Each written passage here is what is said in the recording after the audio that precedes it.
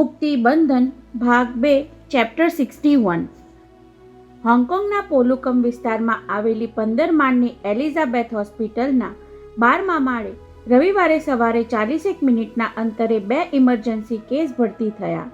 9:05 વિશાળ હોસ્પિટલના કમ્પાઉન્ડમાં દાખલ થતી સરદાર તેજાસિંહની કાર બ્રેકની જોરદાર ચીસ સાથે ઊભી રહી ત્યાં જ ઇમરજન્સી કેસનો અણસાર પામી જઈ હોસ્પિટલના 2 માણસો સામે દોડી આવ્યા. કારમાંથી બહાર નીકળતા સરદારનો દેખાવ જોનારાને પહેલી છાપ તો એવી જ પડી કે લોહીથી ખરડાયેલા કપડાવાળા સરદાર પોતે જ જખમી થઈને કાર જાતે ચલાવી હોસ્પિટલે પહોંચ્યા છે. પરંતુ કોઈની સામે જોયા વિના સરદારે કારનો પાછલો દરવાજો ઉઘાડ્યો ત્યારે પેલા બંને માણસોને ભાન થયું એ તો કોઈ લેડીને લોહીથી લથબથ હાલતમાં લઈ આવ્યા છે. ક્વિક, હેલ્પ મી એટલું સાંભળતાની સાથે જ પેલા બંનેએ સબીનાને પાછલી સીટમાંથી કારની બહાર ખેંચી લેવામાં સરદારને હાથ આપ્યો. બીજી જ મિનિટે સ્ટ્રેચર સાથે બીજા 2 માણસો દોડી આવ્યા એટલે સરદારે પોતાની ઓળખ આપી ત્યારે હંમેશા સૂટ કે સફારીમાં માથે પાઘડી પહેરતા શ્રીમંત સરદાર તેજાસિંહને પાયજામા કુર્તાવાળા પોશાકમાં ઉઘાડા માથા પર ફટકો બાંધેલા સ્વરૂપને ઓળખવામાં વાર લાગી અને મોઠપ અનુભવતા હોસ્પિટલના સ્ટાફના માણસોના પગમાં સત્વર ચપળતા આવી ગઈ. પેશન્ટને ભરતી કરવા માટે કેસ પેપર્સ તૈયાર થતા હતા એ દરમિયાન તેજાસિંહે એલિઝાબેથ હોસ્પિટલના સુપર ડોક્ટર વોર્મનને ફોન જોડી દીધો. આઈ એમ તેજી હિયર. ગુડ મોર્નિંગના ઔપચારિકતા વિના સરદારે સબીનાની ઇમરજન્સી સમજાવીને વિનંતી કરી. પ્લીઝ ડોક્ટર, આપના માણસને કહો કે વિના વિલંબે પેશન્ટને લઈ લે અને આપને મારી નમ્ર અરજ છે કે સન્ડે હોવા છતાં આપ તત્કાલ અહીં આવી પહોંચો. પેશન્ટ મારી પુત્રી સમાન છે અને આ એના જીવન મરણનો સવાલ છે. ત્યારે લાગવગને બદલે લાગણીના આવેગને લીધે કાર્યની ગતિમાં વેગ આવી ગયો હતો. 1400 નંબરની હોસ્પિટલમાં 1206 નંબરના પેશન્ટ તરીકે દાખલ થયેલી સબીનાની સીધી 14મા માળના ઓપરેશન થિયેટરમાં લઈ ગયા પછી 20 મિનિટે આવી પહોંચેલા ડોક્ટર વોર્મનને જોતા જ ભડ જેવા સરદાર તેજાસિંહની આંખો વહેવા લાગી. એમનો શોકમગ્ન ચહેરો જોઈને કોઈને કલ્પના પણ ન આવે કે કલાક પહેલા આ માણસે તલવારના એક જ ઘાથી ભારતના ખ્યાતનામ ઉદ્યોગપતિનો પગ ઝાટકી નાખ્યો હતો. 5 જ મિનિટમાં ડોક્ટર વોર્મ ઓપરેશન થિયેટરમાંથી બહાર આવ્યા ત્યારે સરદારજી ધ્રુજતા અવાજે પૂછી બેઠા, ડોક્ટર, એની હાલત કેમ છે? એનો જવાબ આપવાને બદલે ડોક્ટર ઘડીભર સરદારને નિહાળી રહ્યા. તેમના કરડા મુખ પર તરવરતો કરુણાનો ભાવ, લોહીથી ખરડાયેલા કપડાં અને પગરખા વિનાના ઉઘાડા પગ. આ એક્સિડન્ટનો કેસ નથી મિસ્ટર તેજા. તેમના ખભે હાથ મૂકીને ડોક્ટર ગંભીર ભાવે બોલી ગયા. પેશન્ટના પેટ પર કોઈએ પ્રહાર કર્યો છે. સાફ શબ્દોમાં કહું તો કોઈએ બૂટવાળા પગે બેરહેમપણે તેને લાતો ફટકારી છે, કહીને ડોક્ટરે હળવેકથી ઉમેર્યું, it's a police case mister Teja. અને સરદાર તેમને જવાબ આપે એ પહેલા 14મા માળની લિફ્ટમાંથી પૈડાવાળું સ્ટ્રેચર બહાર નીકળતું દેખાયું. આરસની લાદી પર સરકતા સ્ટ્રેચરની સાથે સાથે સાજનકુમાર ગીડવાણીને આવતો જોઈ સરદારે ડોક્ટર વોર્મનું ધ્યાન એ તરફ દોર્યું. ડોક્ટર, આપની વાત સાચી છે.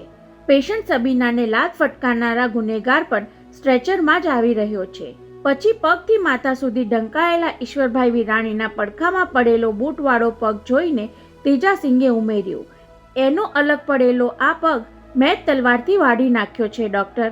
સાંભળીને કઠણ કાળજું ધરાવતા ડોક્ટર પણ સહેજ ધ્રુજી ગયા. પશ્ચાતાપ કે ગુનાના કોઈ જ ભાવ વિના સરદાર તેજાસિંહ એટલી સહજતાથી બોલી ગયા કે જાણે એમાં એમને કાંઈ જ લાગતું ઓળખતું ન હોય. ડોક્ટર, એક નહીં 2 પોલીસ કેસ કરવા પડશે. મારી દીકરી જેવી સબીનાના પેટમાં પાટું ફટકારનાર સામે એક કેસ. અને કહેતા એ અટક્યા.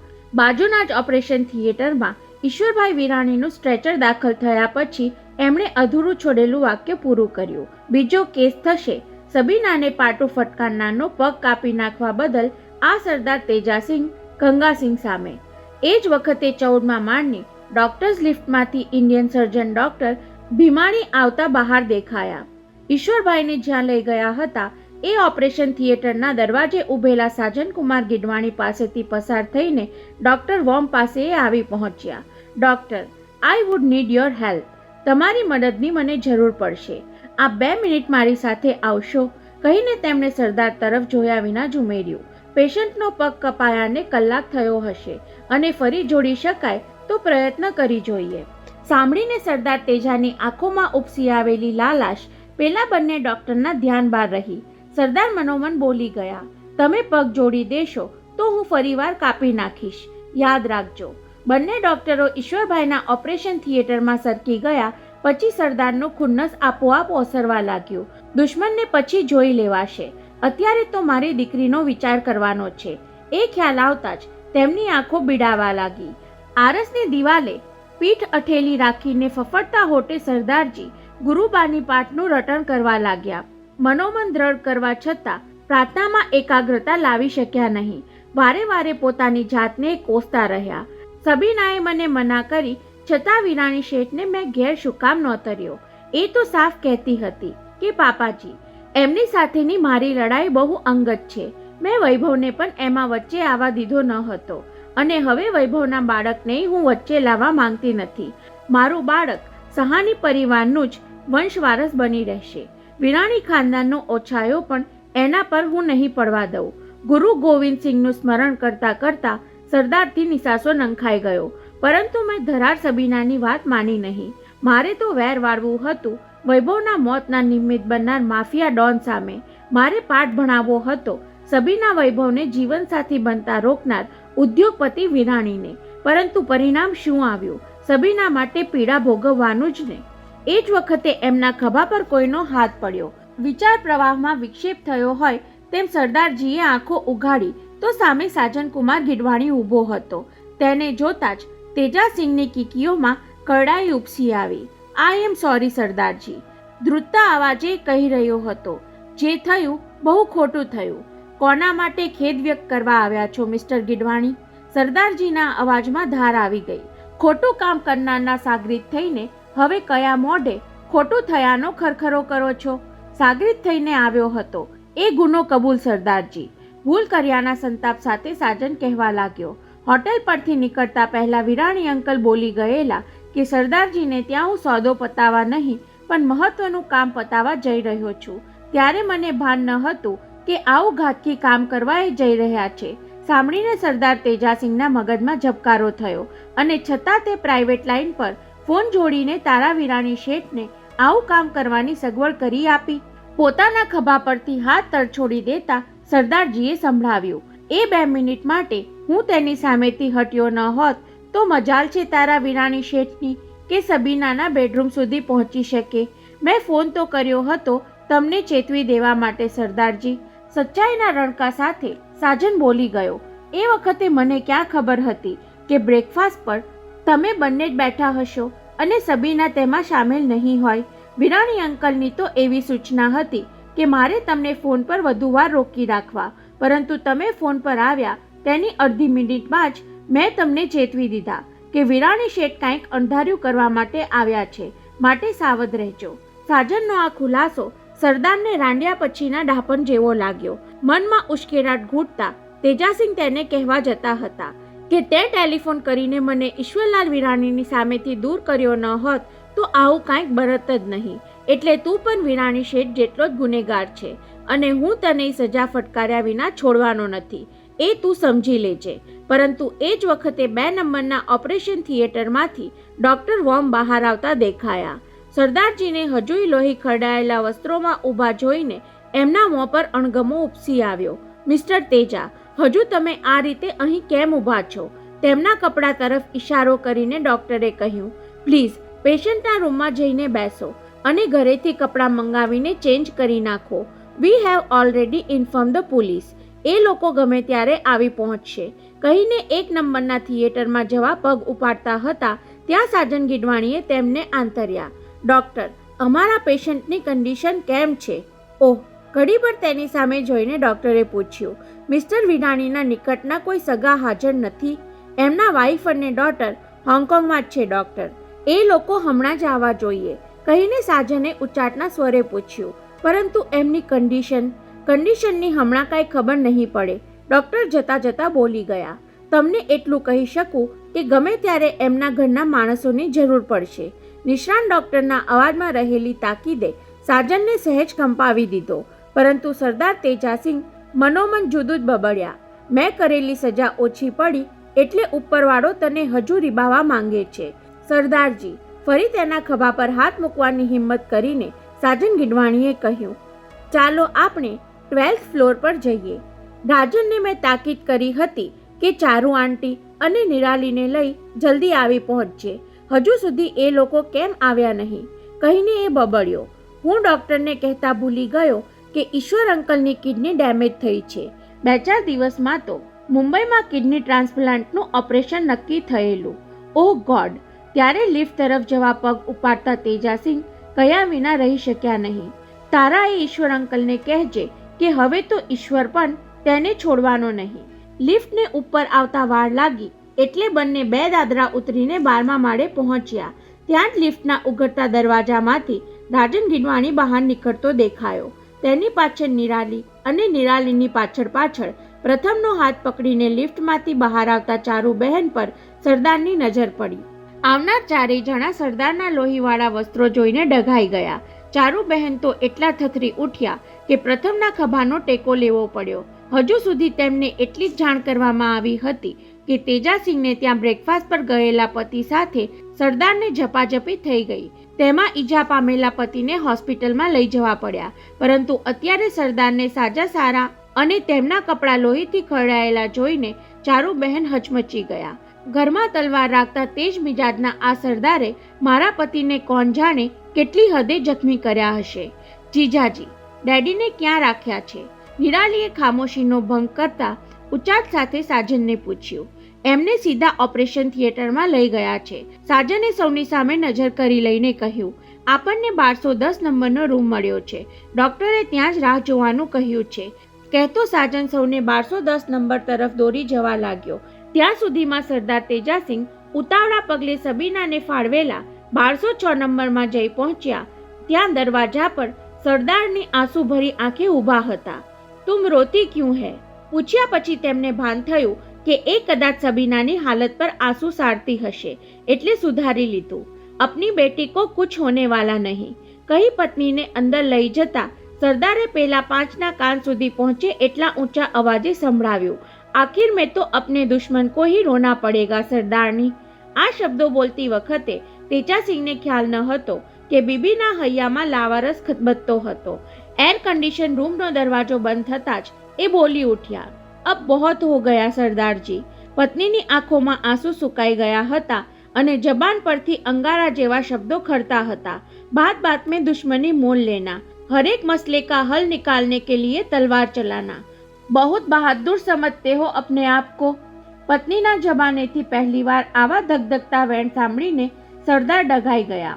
તલવાર સે કિસી કી ટાંગ કટ सकती है मगर किसी का दिल तो जोड़ नहीं सकते हैं ना. खामोश.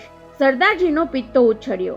ક્યાં બકબક કરતી હૈ, કુછ સુને સમજે બિના કહીને પત્નીને સમજાવવા માંગતા હતા કે વિરાણી શેઠે કેવી બેરહેમીથી પલંગમાં સૂતેલી સબીનાના પેટ પર બૂટવાળા પગે પાટો મારીને તેના બાળકને ખતમ કરવાની ઘાતકી રીત અજમાવી હતી. પરંતુ આગળ બોલવા જાય ત્યાર પહેલા દરવાજો ઉઘડી ચીની નર્સ રૂમમાં દાખલ થઈ.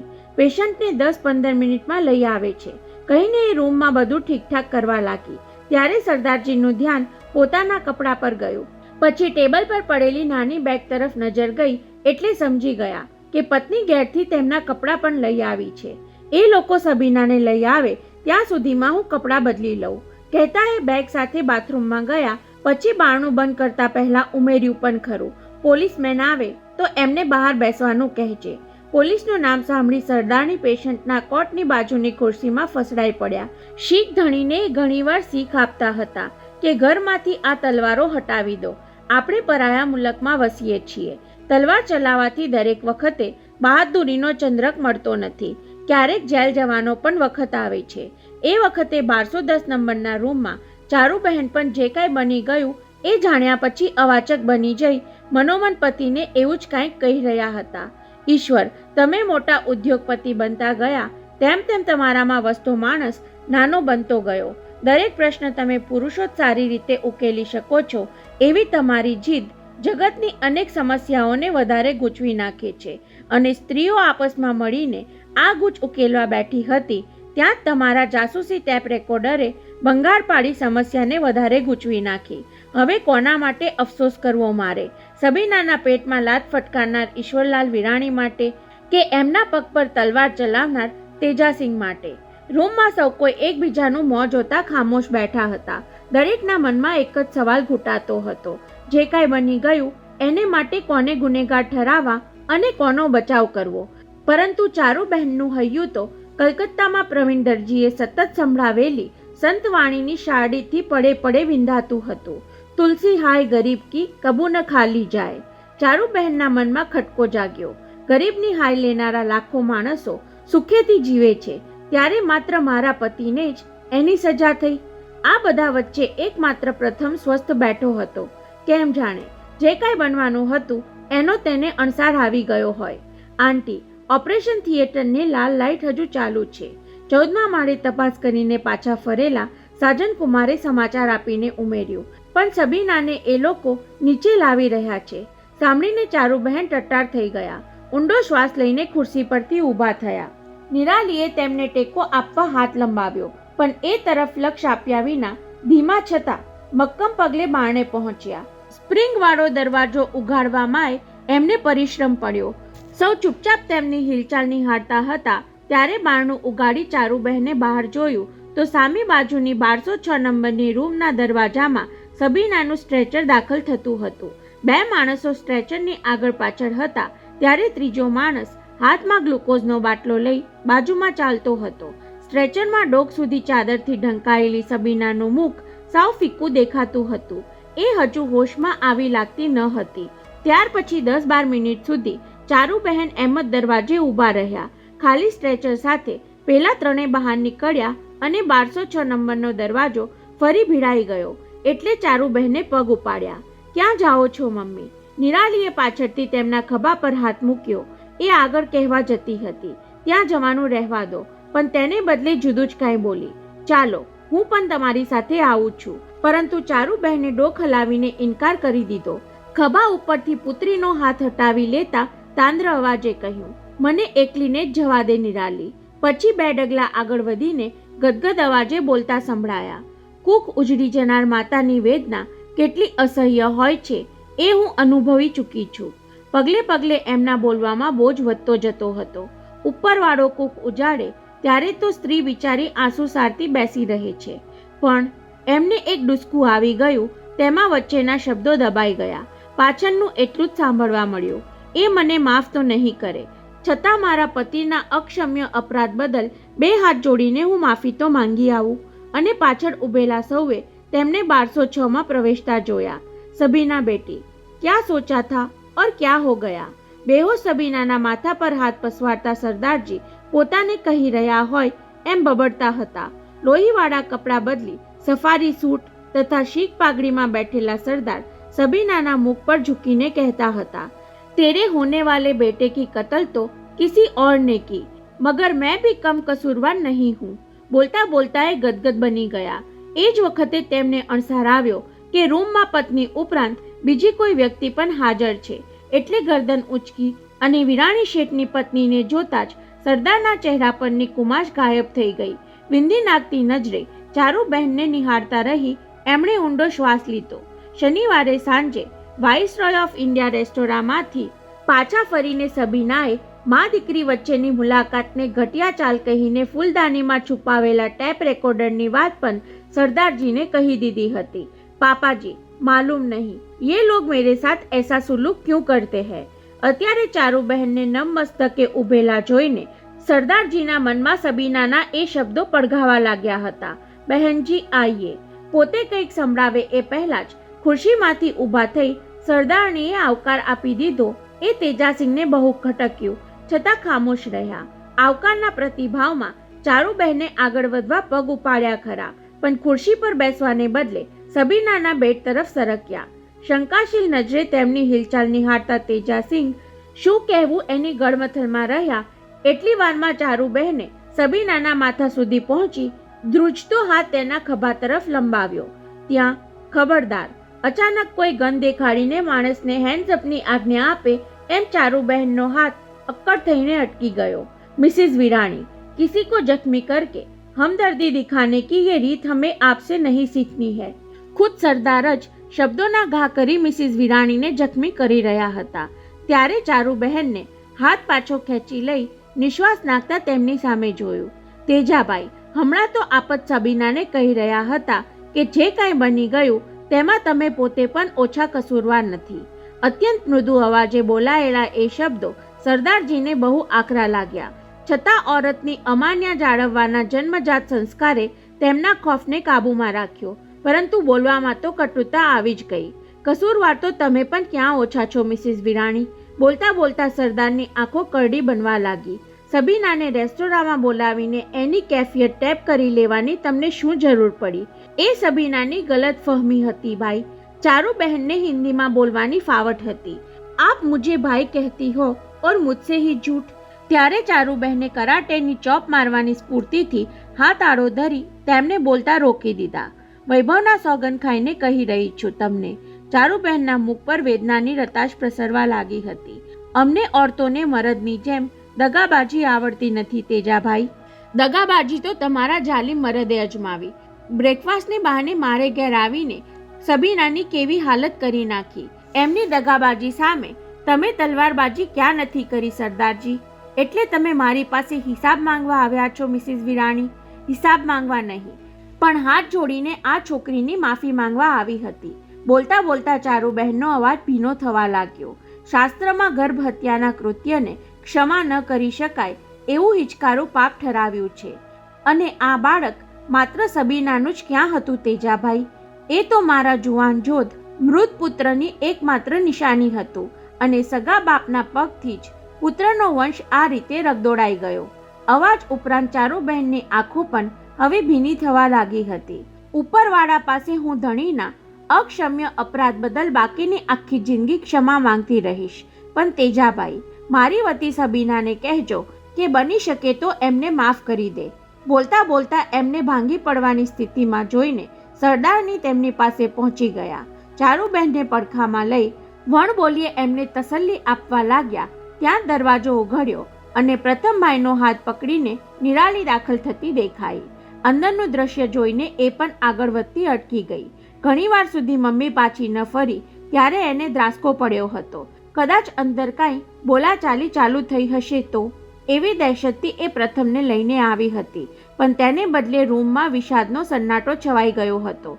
ચાલો મમ્મી. નજીક જઈને નિરાલીએ માતાનો હાથ પકડી લીધો. પછી સબીના પર સહાનુભૂતિ નીતરતી એક નજર નાખી લઈ પગ ઉપાડતી એ બોલી ગઈ.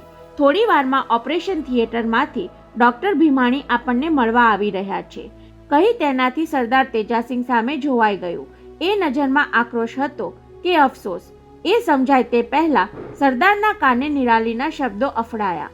ડોક્ટરે એટલું તો કહી દીધું છે કે ડેડીનો કપાયેલો પગ હવે કોઈ સંજોગોમાં ફરી જોડી શકાશે નહીં. સાંભળીને સરદારના બંને હાથની મુઠ્ઠીઓ ભીડાઈ. એમાં ઈશ્વરલાલ વિરાણી પ્રત્યેનો ગુસ્સો હતો કે પોતાના તલવારના ઘાનું ગુમાન હતું એ પણ કોઈને સમજાયું નહીં. ઠહરના વિરાણી કી બેટી. દરવાજે પહોંચેલી નિરાલીની પીઠ પર તેજાસિંહનો મર્દાના અવાજ અફડાયો. જાતે જાતે કુછ લેતી બીજા, કહી સરદાર બાથરૂમ તરફ ધસી ગયા. ત્યારે બાકીના સૌ ફફડતા શ્વાસે વિચારતા રહ્યા, સરદાર હજુ શું કરવા માંગે છે, શું આપવા માંગે છે? અને રેશમી કુર્તા સાથે બાથરૂમમાંથી બહાર ધસી આવતા સરદારે ઘડીભર વિકરાળ ચહેરે સૌને તાકી લીધું. પછી રેશમી કુર્તાની બંને બાંયો પકડી રાખી. પોતાની છાતી પર કુર્તાને પહોળું કરી સૌને લોહીના ડાઘ દેખાડતા એ નિરાલી સામે તાડુક્યા. તું તારા મોટા ભાઈની એકમાત્ર નિશાનીને દત્તક લેવા માંગતી હતી ને? કહીને એ ક્રોધથી હાંફતા શ્વાસે જરાવાર અટક્યા. પછી નિરાલી સામે કુર્તાનો ઘા કરી સંભળાવ્યું, લેતી જા તારા ભાઈની આ એકમાત્ર નિશાનીને તારી સાથે. ખોળાના એ ખૂનનારના ખૂનની યાદને સાચવી રાખજે, તારામાં હિંમત હોય તો. સરદારજીએ કરેલો કુર્તાનો ઘા નિરાલીને બદલે પ્રથમે ઝીલી લીધો, પણ તેમણે ફેંકેલા અગનગોળા જેવા શબ્દો ઝીલવા કોઈ સમર્થ ન હતું. ન તો કોઈ કાંઈ બોલી શક્યું, ન કોઈ ત્યાંથી હલી શક્યું. ઊભા છો તો સાંભળતા પણ જાઓ. સરદારજી આખા શરીરે ધ્રુજતા બોલી રહ્યા હતા. વિરાણી શેઠની ઘાતકી લાતોએ માત્ર તમારા વૈભવની નિશાનીને જ રગદોડી નાખી છે એમ નહીં માનતા. તેજાસિંહનો અવાજ ઊંચો થઈને એકાએક નીચે પડવા લાગ્યો. એ જાલિમે મારી બેટી સબીનાની કૂખ સદાને માટે ઉજાડી નાખી છે. સાંભળીને સૌ સ્તબ્ધ થઈ ગયા. સાંભળો છો તમે, વિરાણી ખાનદાનના વંશવારસો? હવે સરદારનો કંઠ રૂંધાવા લાગ્યો. ડૉક્ટરના કહેવા પ્રમાણે સબીના હવે ક્યારેય માતા નહીં બની શકે. એની પાટુએ મારી બેટીને વાંજણી બનાવી દીધી. બોલતા બોલતા એમની આંખોના ખૂણા ભીંજાવા લાગ્યા. તમે લોકો કાંઈ બોલતા કેમ નથી? હવે એ ભાનમાં આવશે ત્યારે એને હું શું કહીશ? કયા મોઢે એને જાણ કરીશ કે બેટી, તારો ખોળો સદાને માટે હવે સૂનો રહેશે. તું કદાપી માતા નહીં બની શકે.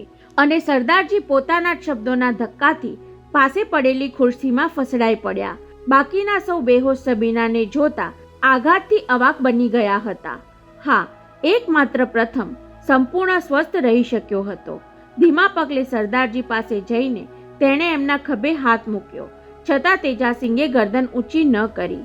સરદાર ચાચા, તમારી વાત સાચી છે કે સબીના દેવી હવે ક્યારેય માતા નહીં બની શકે. આટલા તંગ વાતાવરણ વચ્ચે પણ પ્રથમના સ્વરમાં કોઈ પ્રકારનો થડકો વર્તાતો ન હતો. પરંતુ તમારી એ વાત સાચી નથી કે સબીના દેવીનો ખોળો સદાને માટે ખાલી રહેશે. સાંભળીને તેજાસિંહની ગરદન ઝાટકા સાથે ઊંચી થઈ ગઈ. પહેલીવાર તેણે ધ્યાનથી પ્રથમને જોયો.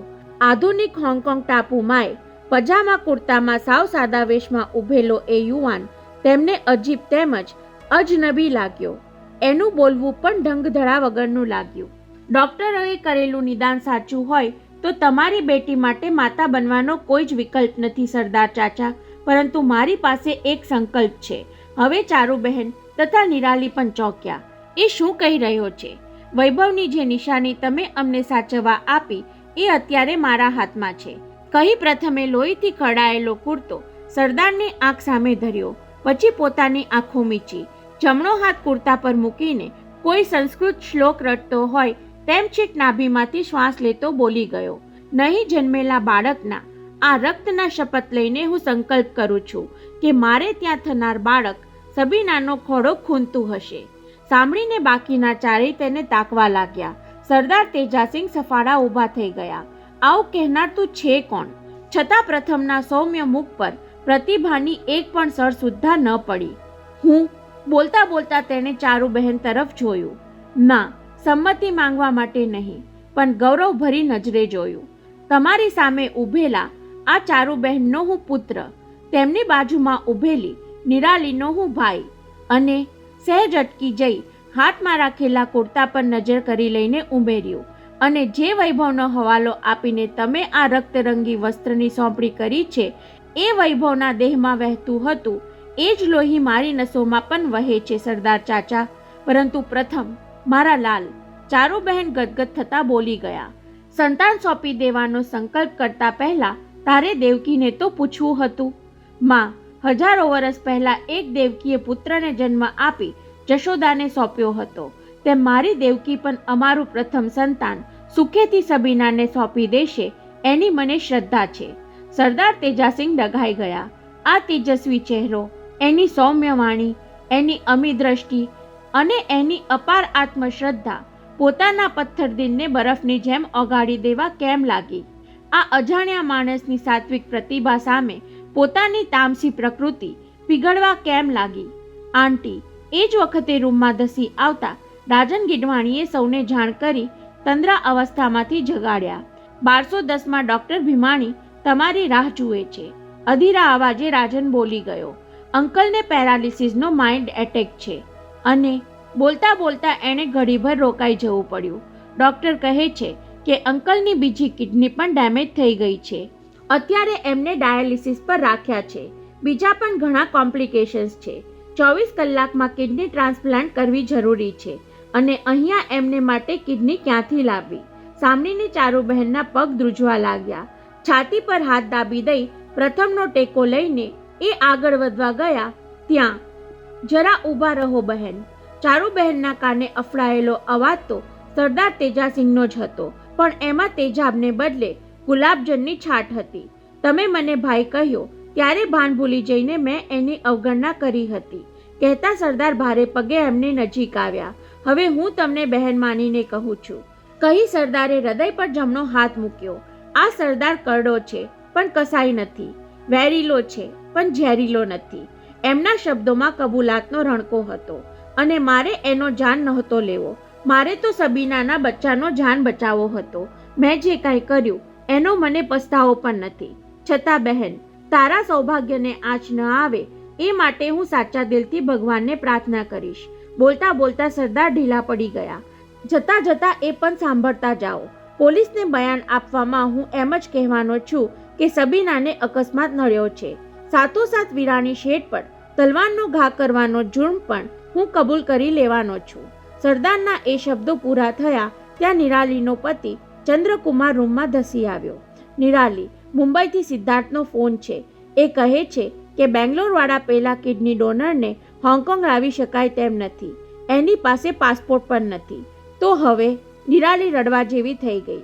5 જણા સબીનાના રૂમમાંથી ઝડપભેર બહાર નીકળી 1210માં પહોંચ્યા ત્યારે સાજન ગીનવાણી ફોન પર સિદ્ધાર્થ સાથે એની ચર્ચા કરતો હતો. સિદ્ધાર્થ, બીજા કોઈ કિડની ડોનરને શોધવાનું વ્યર્થ છે. હોંગકોંગમાં કિડનીની લેવેટ ગંભીર ગુનો ગણાય છે. હવે તો વીરાણી અંકલને મુંબઈ જ લાવવા પડે. ત્યાં પાછળ અવાજ આવ્યો. That is not possible. નિરાલીના પતિએ એ સૂચનાનો વિરોધ દર્શાવી સાજનકુમારના હાથમાંથી રિસીવર લઈ લીધું અને પોતે જ શાળા સાથે વાત શરૂ કરી. સાંભળ સિદ્ધુ, ડૉક્ટર ભીમાણી અહીં અમારી સાથે જ ઊભા છે. તારા ડેડીની કન્ડિશન એવી છે કે એને મુંબઈ તો શું એરપોર્ટ સુધી પણ લઈ જવામાં ભારોભાર જોખમ છે. કિડની ટ્રાન્સપ્લાન્ટનું ઓપરેશન અહીંયા જ કરવું પડે એમ છે, પણ અમારામાંથી કોઈની કિડની એમને મેચ થતી નથી. કહી જમાઈએ સસરાની ટીકા પણ કરી લીધી. તેમણે આવી સ્થિતિમાં મુંબઈ છોડીને આવવાની જરૂર ન હતી. ચંદ્રકુમાર ધ્રુજતા અવાજે બોલી ગયો. હવે નહીં ઘરના અને નહીં ઘાટના જેવી હાલત થઈ છે. સિદ્ધાર્થ, તું કેમ કાંઈ બોલતો નથી? તેના આ સવાલે ચારુબહેનને ઉશ્કેરી દીધા. જમાઈના હાથમાંથી રિસીવર ખેંચીને તેમણે ફોન પર સિદ્ધાર્થને રીતસર ધમકાવી નાખ્યો. અરે દીકરા મારા, બધા આટલું કહે છે, છતાં તું મોઢામાંથી ફાટતો કેમ નથી કે તારી પોતાની કિડની તારા ડેડીને મેચ થાય છે? ચારુબેન હાથની મુઠ્ઠી વાળીને નાના પુત્રને સંભળાવતા હતા. તારા જેવા સંસ્કારી દીકરાએ તો બાપ માટે જાન આપી દેવાય અચકાવવું ન જોઈએ. અને તું, મમ્મી, તમે મને એટલી હદે નગુણો સમજો છો? સિદ્ધાર્થ તરડાયેલા અવાજે કહેતો હતો. કલકત્તા આવ્યો ત્યારે તમે મને આમ જ પૂછ્યું હતું અને મેં બનાવટી જવાબ આપેલો. ખરેખર તો હું જાન આપી શકું તેમ છું, પણ કિડની નહીં, કહી દીકરાએ ઉમેર્યું. હું લાચાર છું મમ્મી. તું લાચાર હો તો તારે અહીં આવવાની પણ જરૂર નથી. સાંભળ મમ્મી, મારે તને જે નહોતું કહેવું એ હવે કહી દઉં છું. સાચે સાચ ત્યારે સામા છેડે સિદ્ધાર્થ રડતો હતો. મને સિવિયર ડાયાબિટીસ છે. અગાઉ થોડુંક તો હતું, પણ વૈભવના ગયા પછી કંપનીનો બોજ ઉપાડી લેવાના ટેન્શનમાં ડાયાબિટીસ વધી ગયું. અત્યારે તારી સાથે વાત કરતી વખતે પણ મારા પગ કળે છે. આવા ટેન્શન વચ્ચે લોહીમાંથી શુગર ઓછી થવાનો સંભવ નથી એવું ડૉક્ટર ભણસાલી કહે છે. મમ્મી, તું મૂંગી કેમ થઈ ગઈ? તેના એ સવાલનો જવાબ ચારુબહેન આપી શકે તેમ ન હતા. હવે એ પોતે જ ભાંગી પડ્યા હતા. આ કટોકટીમાંથી એમને કોણ ઉગારશે? અને તેમને ગુરુજીનું સ્મરણ થઈ આવ્યું. ડૂબતો માણસ તરણું પકડે એમ તેમણે શ્રદ્ધાનું અવલંબન ઝડપી લીધું. આંખો મીચીને ગુરુનું સ્મરણ કરવા લાગ્યા ત્યાં જ એમના ખભા પર 2 હાથ દબાયા. માં, તમે આટલા બધા વિહળ કેમ થઈ ગયા? પ્રથમના હુંફાળા સ્પર્શ અને શીતળ વાણીએ જાણે માતાના સાથે કોઠે દીવા કરી દીધા. હું પણ એમનો જ પુત્ર છું ને? ત્યારે ચોકીને ચારુબહેને ડોક ઊંચી કરી પુત્ર સામે જોયું. સોમાની માતાની જેમ સોમાની પુત્રે પણ ઈશ્વરભાઈનું નામ ઉચ્ચાર્યું ન હતું, છતાં સંકેત સ્પષ્ટ હતો. સિદ્ધાર્થ કિડની આપવા માટે લાચાર છે, પણ હું તૈયાર છું ને? તું?